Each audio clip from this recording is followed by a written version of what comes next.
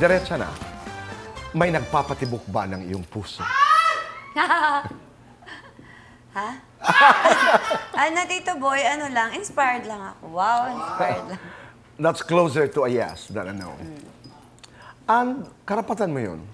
Pero ngayon, masaya ang puso mo. Masaya lang. Di ba? Maganda yon.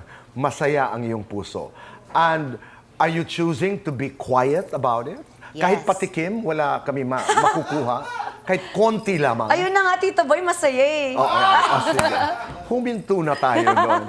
Pero kung meron kang iiwan na leksyon na may kinalaman sa love, sa iyong anak, kay Katie, ano yun? Naku, marami. Dami kong kaloko. Sige nga. Naku. Ano yung mga pumapasok sa Love iyong yourself muna.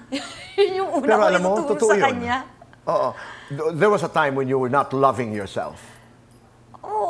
Oh, parang coming from your kasi experience, nga diba? po, di ba, feeling ko ha, hindi ko lang ako sinabi, baka magalit pa ako. Feeling ko lang, hindi ako love. Pero love ako ng nanay ko by actions eh, hindi salita, di ba po? Oo. Feeling ko, so hinanap ko yung love sa labas. So ayokong ano yun sa anak, ayokong ganun maramdaman na anak ko na kailangan sa akin niya maramdaman yung love. Hindi niya hanapin ko kani-kanino. Okay. Ilabas natin muna si ma'am.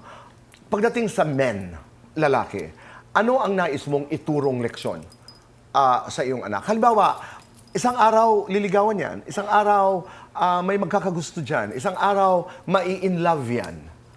Ano ang nais mong hindi niya makalimutan? Aside from loving yourself, sarili niya. Okay. Sarili lang, Tito Boy. Kasi pag mahal mo yung sarili mo and nire-respeto mo yung sarili mo, okay naman yung pupuntahan mo, Tito Boy. Pero Kat, alam natin na napakahirap niyan. Pag bata ka, napakahirap niyan when you're in the middle of love. Oh, okay, di ba? I mean, Yeah. sana lahat tayo nakakapag-isip ng, I have to love myself, I have to love myself. Pero crush pa nga lang. Sayang nga eh, di ba? Tanda ko na, tsaka ako lang naisip. Hindi, pero maganda yun. Di ba? Na ngayon mo nang naisip. Oo. Maaari, yun ang iiwanan mong leksyon. Dami ko na sayang na panahon tuloy.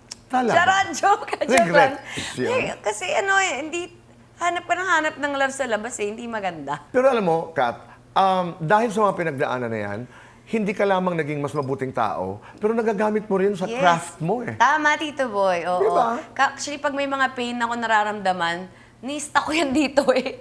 Sige, diyan ka lang, kasi gagamitin kita. Totoo yun. Oo, hindi yung kalimutan mo na iyak mo lahat. Hindi, diyan ka lang. Gagamitin ko yung pain Babalikan na yan pag kita. kailangan ko. Oo.